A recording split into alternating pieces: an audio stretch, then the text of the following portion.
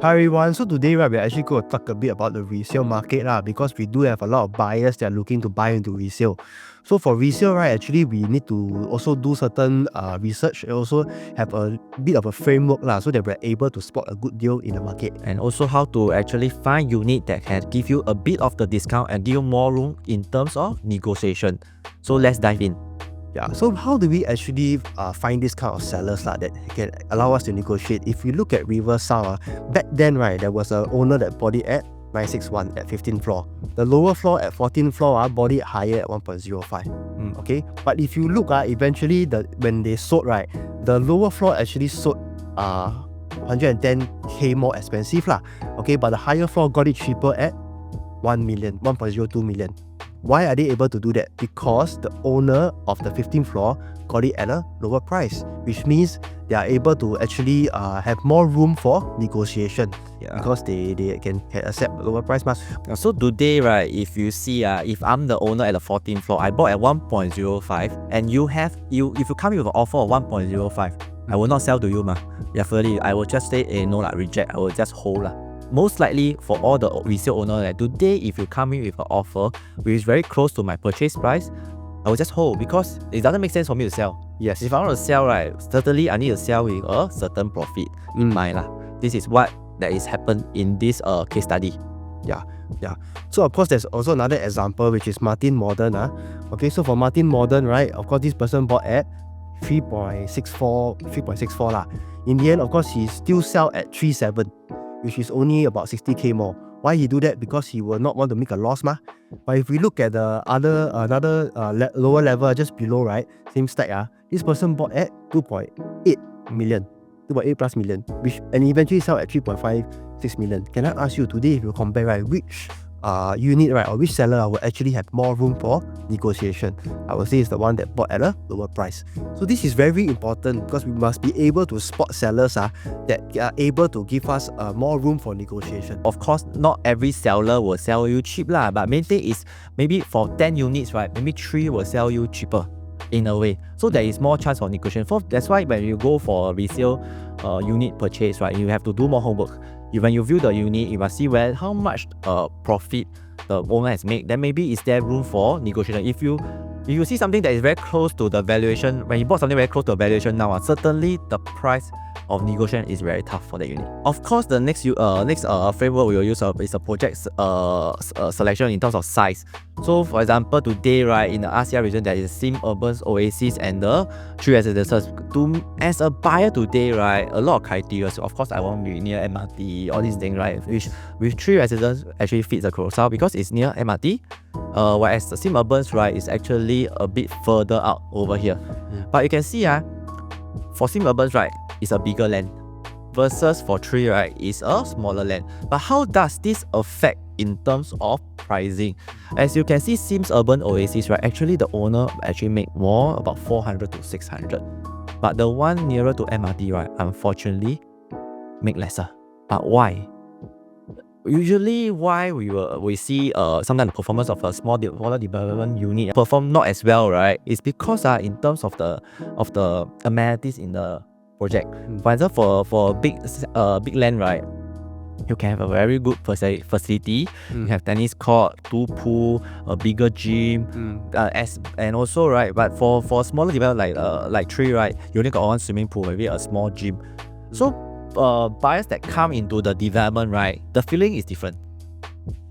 And the one thing about big development, one thing I always know that big development, the maintenance fee is lower.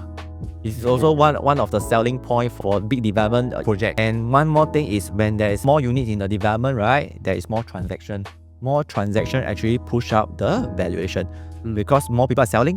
Whereas a lesser unit development, very little people are selling. So that then the valuation is not so accurate. So buyers are actually very confused. Because sometimes when for small development, the last transacted is maybe 1 year ago. Then it's not very accurate. When you ask for bank valuation, the bank valuation is very low. So buyers come in, they don't really know what to offer.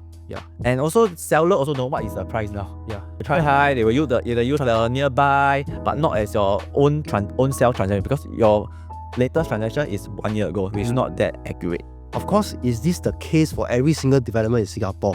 Actually, if we look in the CCR region and we compare Gramercy Park and Twin Peaks, right? Firstly, these two development, what's the difference? Gramercy Park has 174 units, but a bigger land size. Okay, Twin Peaks has 462 units, but a smaller land size. So in this case, which is better? If we look at the performance of Gramercy Park, of course, Gramercy Park made very good profits okay, 800 to even 1.6 million.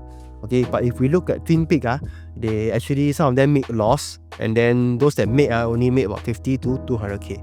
So what's the key difference? If we actually look at the differences, for CCR buyers, right, most of them actually want a bigger land size, but they do not want a lot of units within the land size. Why? Because CCR buyers want so-called more privacy, and they want a more luxurious space, and they want the whole facade to be very prestigious. So they don't want a lot of units in the big land size. So it depends on what development you are looking at and what area, and also the demand for that area. What are the buyers looking at for a certain area when you look at development? So the next one we will also need to talk about when you come to resale, you also talk about unit type, because in the end of the day we can use this case study for Punggol, Treasure Trove and Water Town. One is integrated for Water Town and what is one just opposite Treasure Trove. But if you use the overall price trend, right, you can see that the blue line is Water Town. The Water Town actually performs better, 21, while Treasure Trove is 14% as an overall. But today we need to dive deeper. We need to look at the unit type. For Treasure Trove, right, the big unit, right, the growth is actually 14%. You can see from here, right, within 2 years, right, from 2020 right, to 2022, right, the per square foot increased from 1,001 to 1,003 per square foot. While as Water Town big unit, right, they actually perform okay got 5%, but not that fantastic as compared to Treasure Trove. But why? See, only $100 per square foot increase in the span of 2 years. But actually, why cause this difference in terms of we saw the overall, right, Water Town got 22%, but right now the big unit actually only have growth for 5%. It's because we need to know the affordability gap in the area. We must also, because today when you buy a property, right, you must know that who will buy from us. I think everyone always asks me this question, hey, who will buy for us? If I buy this, next time got people want to buy or not? Yeah, so we need to know the affordability gap. So as you can see, right, the average Punggol Sengkang at that point, the PTO, right, is about 400. If you go about resale, it's about 700. So based on 700 selling price, right, the estimated proceed is about 400k CPF plus cash. So you can see today from this case study, right, if you look at 3-bedroom, right, at 1.2 at Treasure Trove, right, 25% down payment by buyer stamp duty, right, buyers can still afford. The upgraders can still afford, even at 1.4 million. But if the cheapest unit in Water Town is 1.6 million at that point of time, and based on 1.6, they need to top up already. So when it comes to upgrading, right, when you tell them, hey, I need to top up money to upgrade, sometimes people will tend to hold back. But you tell them today you can upgrade without touching your savings, it's easier for them to accept to upgrade. So that's why the demand for the big unit in Water Town, right, start to drop. And people go and buy Treasure Trove. As you can see, that's why the big unit in Treasure Trove have a significant growth compared to Water Town. But is it always the case in terms of the whole transaction? No, in Treasure Trove, right, the small unit actually doesn't have any big increment. You see, or you from day 1,001, right, until 2 years later still 1,001. Whereas Water Town, the growth is about 100k for the 1-bedroom. But why? Because today, Dillon, you must know, for the 1-bedroom, right, who will buy 1-bedroom? Yeah, who will buy? Usually it's an investor, So investors, when you buy a resale, right, it's always about rental. So rental yield to them is very important. So it's compared, right? Today, Water Town, if you can get at Water Town, you can get something at 780k, right? The rental is at 2,100 at 2,500 at that point of time. Versus the Treasure Trove's smallest unit is a 2-bedroom, 775 square feet, but you must pay 900k for the same amount of rental. As an investor, what you will buy? I would definitely buy Water Town because the rental you better. Yeah, of pay course, lesser. You pay lesser, you get more rental. Of course, I go for Water Town, which is why you can see the price increase for Water Town 1-bedroom. It's because it doesn't make sense to pay more to get the same amount of rental yield. So the Water Town will have more demand. This translates to the increasement. This translates to an increase in the price. But in year 2022, when Water Town 1-bedroom had reached the peak of 900k, Now you compare both. Both is 900k, rental almost the same. Today as an investor, which one will you buy? I will buy Treasure Trove. Because bigger same price. So now the demand switch because now same price, same rental, I will go for the bigger unit. Then you can see from year 2003, actually Treasure Trove have a increment in terms of prices. I mean appreciation and versus Watertown, right? That's only about 80,000.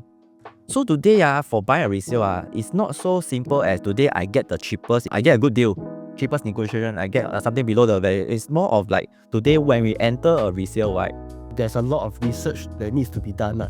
Who will buy from us? Today we enter. Is there a future demand? Am I entering? Even I buy a cheap, right? Is it still high as compared to my peers? I think this is something that we have to look into. Correct. So today, right, you're actually looking at the resale market, right, and you're quite unsure because there's so many things to look at in the resale market, so many units, right? Feel free to actually drop us a DM or contact us. We'll be happy to actually share with you some of our strategies, some of our framework that can help you make a better, more informed decision, especially when buying a resale property. Once again, I'm Dillon. I'm Matthew. We'll see you soon.